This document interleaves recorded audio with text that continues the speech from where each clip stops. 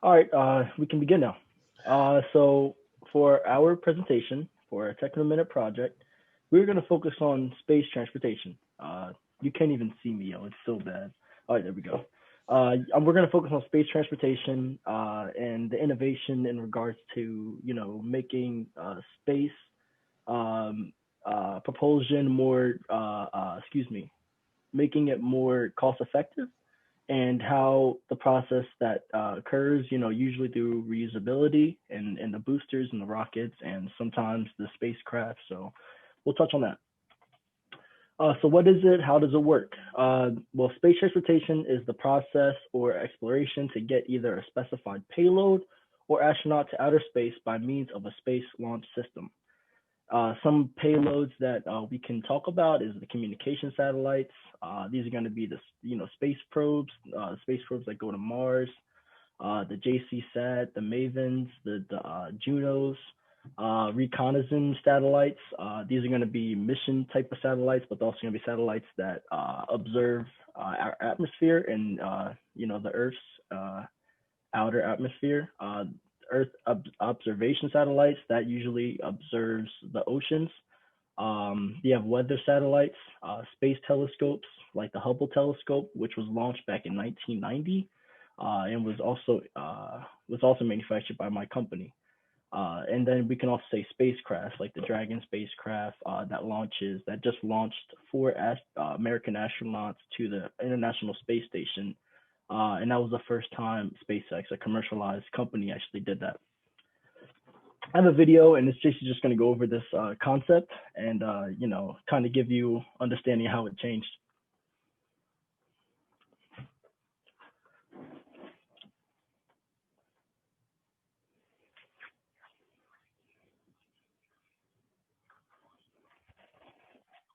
Jeremy, I can't hear the video. I don't know if You said you can't hear the video? I personally can't. No, you're fine. I think I know what it is now. All right, let's try it again. Recorded by Dwight D. Eisenhower, Now I You can. hear it? President of the United States at the time. The mission was considered a great success as it launched the first ever communications satellite into orbit and laid the foundation for what is now an essential multi-billion-dollar industry today. The communication satellite used to broadcast the Christmas message came to be known as the Talking Atlas, as it was launched aboard an Atlas rocket. A rocket is exactly what you think it is: a long, thin, metallic cylinder with a pointed nose that shoots up from the ground, leaving a gigantic cloud of smoke in its wake. However, there is more to it than that. There are a number of other things that make a rocket both functional and useful. The word rocket can mean different things in different contexts. Simply put, a rocket is a spacecraft, missile, aircraft, or other vehicle that obtains thrust from a rocket engine. From the outside, the frame of a rocket is very similar to that of an airplane. It's made of various light but very strong materials, like aluminum and titanium.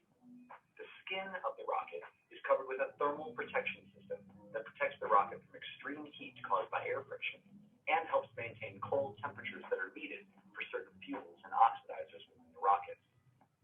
The body of a rocket is composed of different sections, all of which are housed within the frame of the rocket.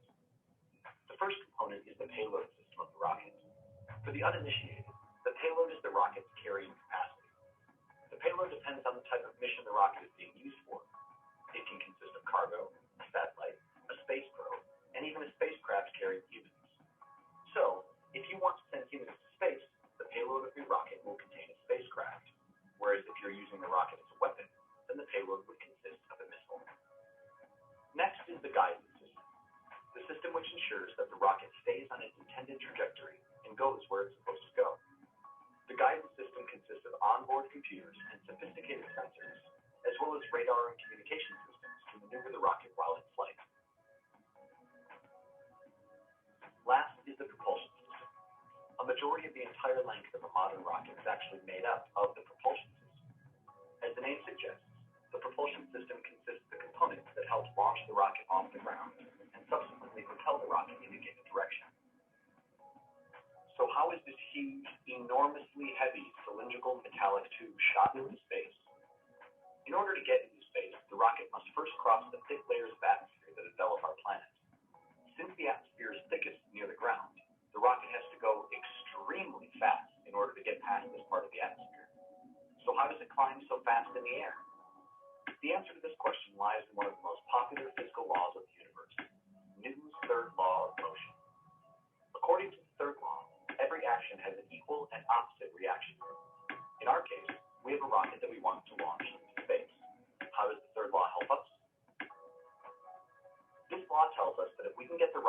push against the ground with an enormous amount of force, then the ground will respond by pushing the rocket upwards with an equivalent amount of force. That's where the rocket engine comes into play. A rocket engine works by burning either a liquid or solid fuel in the presence of an oxidizer.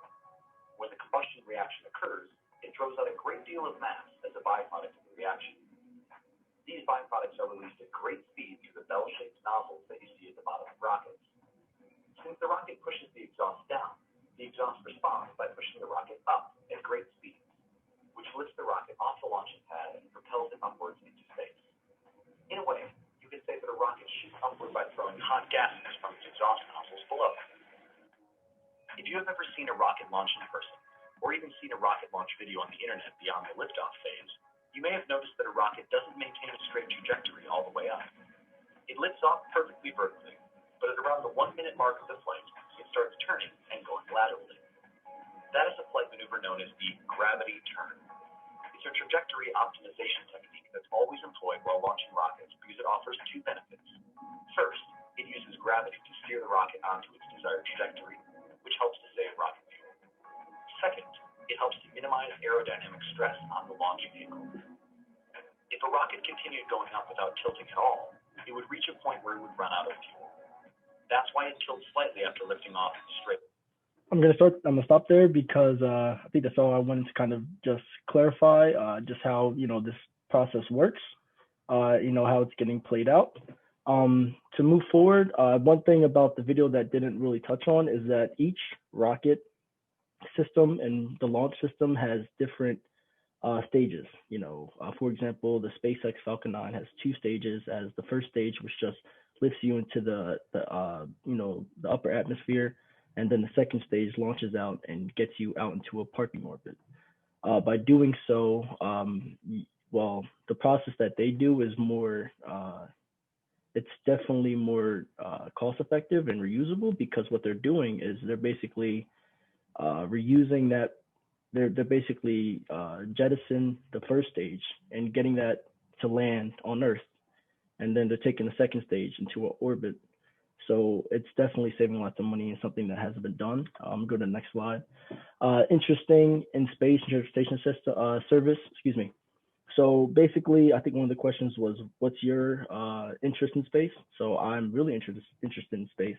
I work for Lockheed Martin, which is an aerospace company, and they manufacture spacecraft, space probes for like a NASA.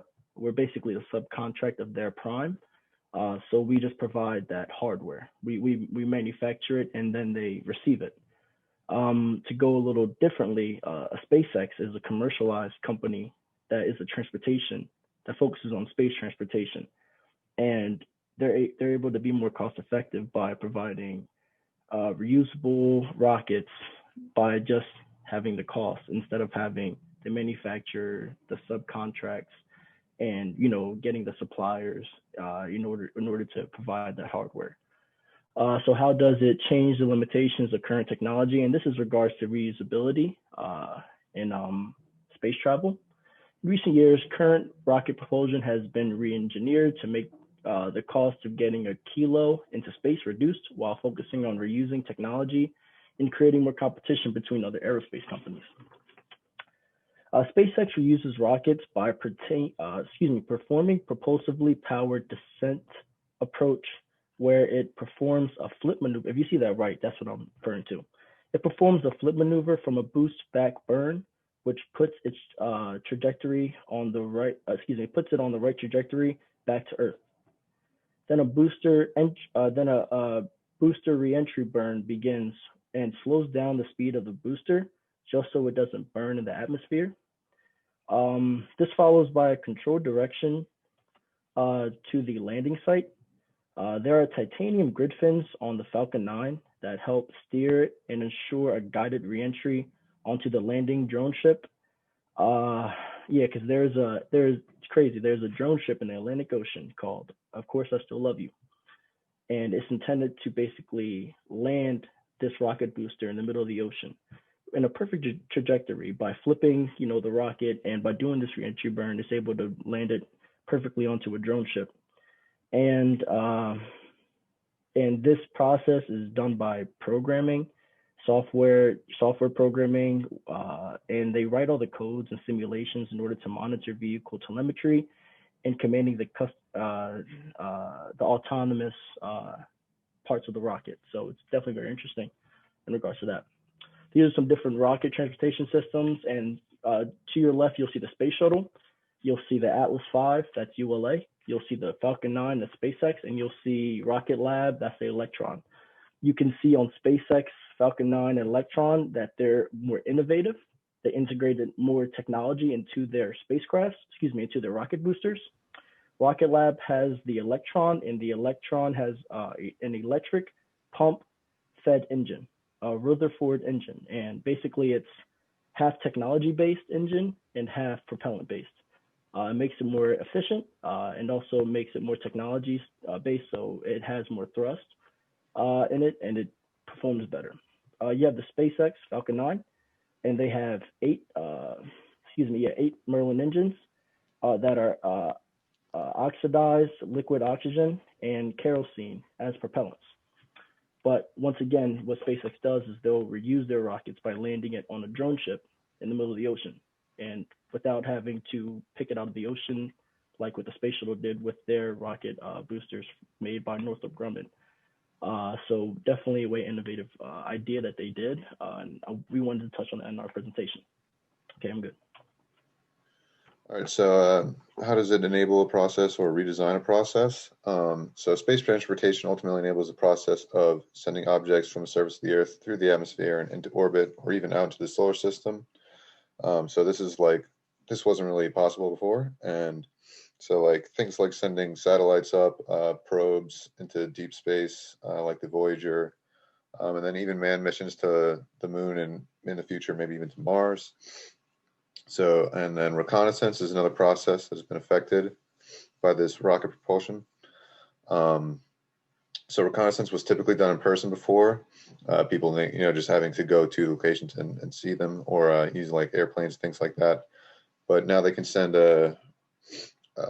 satellites into space that'll take pictures, and either the first reconnaissance satellites would actually take photos and then drop the film, parachute the film back down to Earth. But now it's sent down through, it takes digital photos and sends them through radio waves. And then a newer process that has been redesigned is the retrieval of rocket boosters.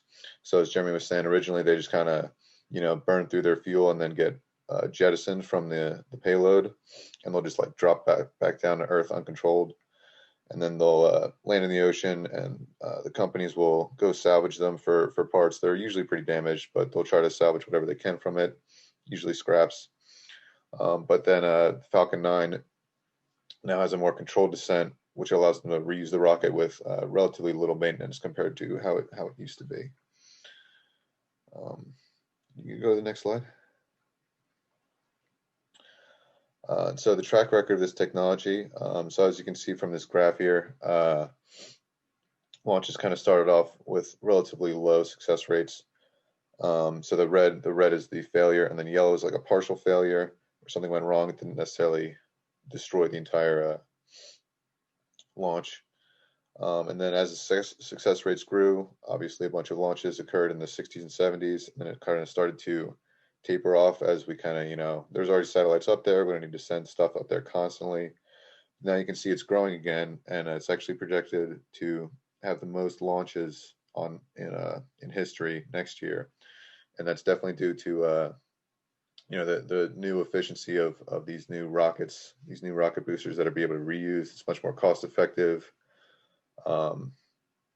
much more just much more effective and efficient. So they can be reused, and so next year should be a big year for space. Next slide. So this goes over mistakes in the past and recent improvements within this industry. Space transportation in the past was known to be very expensive and not very reliable. In 1986, the U.S. launched a space shuttle named Challenger that exploded after liftoff, 70 seconds after liftoff, and it killed all 7 passengers on it. Also in 2003, another shuttle named Columbia broke apart while re-entering the Earth's atmosphere. It was determined that this happened because a piece of foam insulation broke off one of the shuttle's propellant tank, and it damaged the edge of the left wing.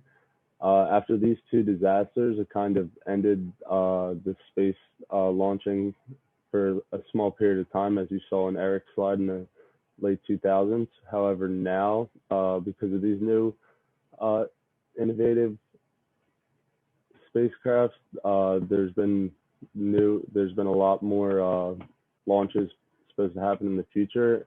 And just recapping on what Eric said, it's because they've been designed to reduce cost, improve dependability, safety, and reliability. Go to the next slide, Jeremy.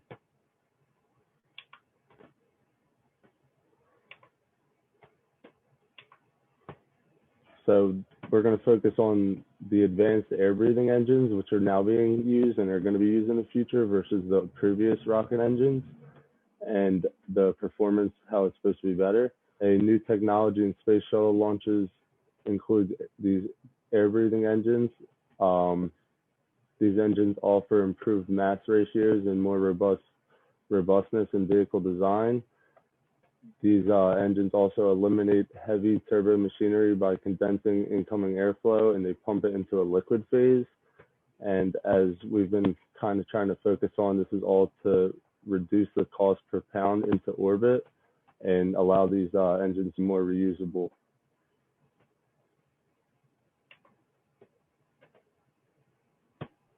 Thank you, Ryan. So the processes that are currently being used to assure the success in this space transportation are, as obvious as it may seem, continued research and development of safer and more efficient space transportation methods. That includes the air-breathing engines that were just mentioned, as well as, we've mentioned it a few times, but SpaceX's Falcon 9 is a two-stage reusable rocket. So basically what that means is that it goes up and then we manage to bring it back down and land it. There have been 99 launches with the Falcon 9, just under 100. And of those launches, 42 of them were actually using reused rockets. So it has about a 50% chance of being reusable, which reduces not only waste, but it just means that we have a safe way of actually launching rockets. As well as this, NASA itself uses its Safety Mission Success programs, or SMS programs. These programs are pretty much put in place to create procedural requirements that assure the success of their space travel and transport, so as to prevent things from happening, such as the explosions that have happened in the past, like Challenger. If we don't need to use the link, but that is a link to an actual landing of a Falcon 9 SpaceX launch. And the picture right next to it is the launch of the Falcon 9 as well, going up as opposed to down. Next slide, please. The value that is created for customers and the constituents of the process, obviously there's a reduced cost, there's a reduced materials cost from using the same rockets over and over again. And there's also a lower maintenance cost because you only need to use one rocket at a time, as opposed to like having to repair multiple rockets. This also will increase our safety and security measures. It increases these measures because with continual uses, we can understand what is successful and what is not successful with the rocket launches. It obviously reduces waste because less rockets are being fully wasted. Oftentimes rockets either get wasted by being dropped in the ocean or become space clutter. And then finally, there's also a shorter turnaround time. By not having to build more rockets, we are able to do more launches in succession. Next slide.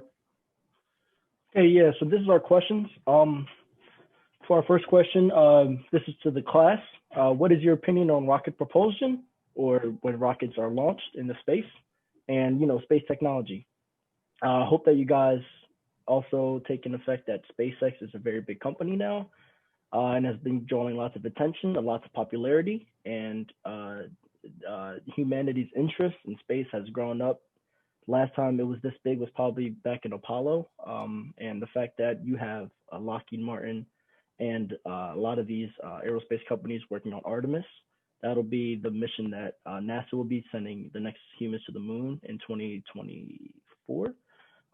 Artemis 1 will just go around the moon, and then Artemis 2 will actually send the first woman and send a man to the moon. And then once again, you have the SpaceX doing their missions and payloads to space in orbit. So yeah, first question.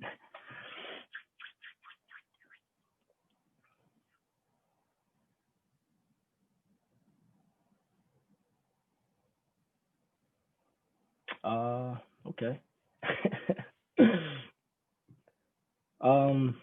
Well, my opinion on it is that it's really interesting. It's growing. It's something that engineers should, people who have interest in engineering should be very happy about. This is our future.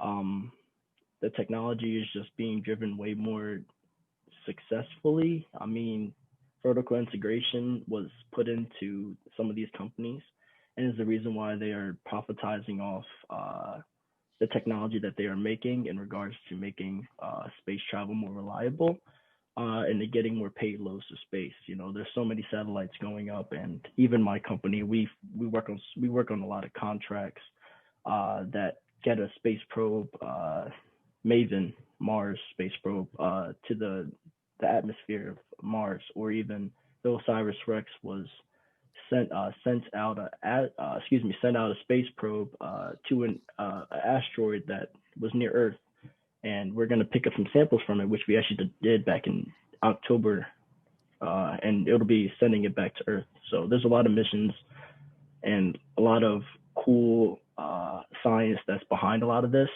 but it also means that the more science, the more missions, the more price goes down, because it gets more competitive, and companies try to bring their cost down as well, because it'll become more available, to do this stuff in the future. Second question, do you think reusing rocket boosters are cost effective in the space industry?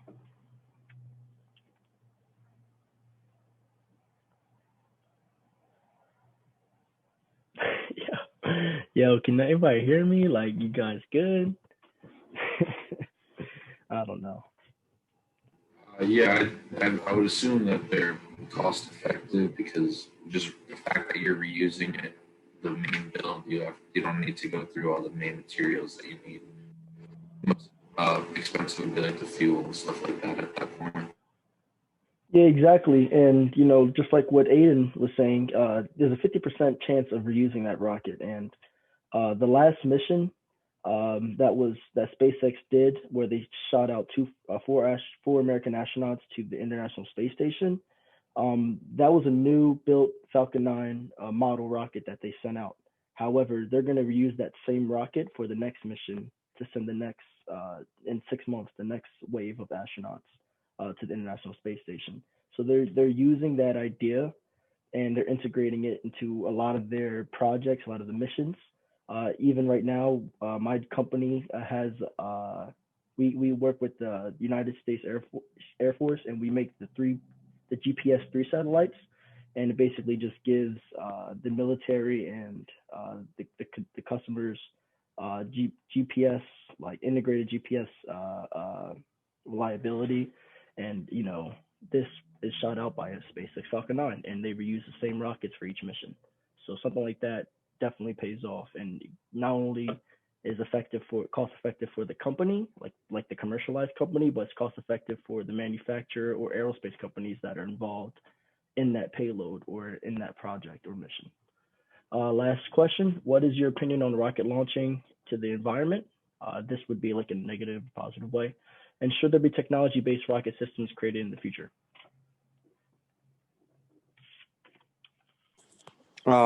I think it's not the best for environment, but it's also allowing us to explore and analyze other planets and maybe eventually even like move out there. Like they're talking about in a long term of Mars and maybe some other planets. So like I think yeah, it's not the best because all the fuel, but like what we're getting out of it is usually more important than the little bit of fuel. I feel like if we're going to change the environment wise, it's going to start with factories, and like that's more important than the once a year or like twice a year rocket launches. Yeah, I agree. Even though rocket launches have picked up tremendously in the past decade, there has to be like over like 20 or 30 rocket launches a month now, or at least around that number. The number has gone up exponentially. I'm telling you, the satellites, the communication, everything, all the payloads that's being sent into a parking orbit or into a geostationary orbit or lower Earth orbit, it definitely has an effect on the industry, and it's been growing like crazy. To piggyback off that, something that Rocket Lab, the Electron, they have that half electric. They have the electric pump fed engines. That engine is used with technology based, so it uses less fuel. It is more efficient when it comes to the environment. So I think in the future, I think you're going to see lots of space companies, and especially like a SpaceX, a Rocket Lab, Blue Origin, Jeff Bezos. They're gonna use this technology in a more innovative way where we might not even need propulsion like kerosene or liquid oxygen in order to to launch from Earth. And this might be something that might be used in going to another planet because they might not have an atmosphere to support that propulsion or telemetry. So I think that this will definitely be an interesting concept in the future, and especially with climate change. So that's our project. Thank you guys, and that's it. Let me stop sharing.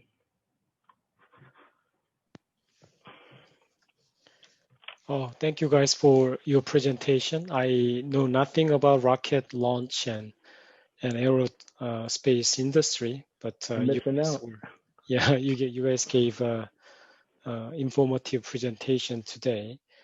And I have one question that is, it's really good to have reusable rocket booster system. And when I saw it for the first time, I think it was a few years ago, SpaceX launching this technology, and it was landing on a drone ship without any problem. I was, wow, is it really possible? Right. Yeah, but Professor, they probably made.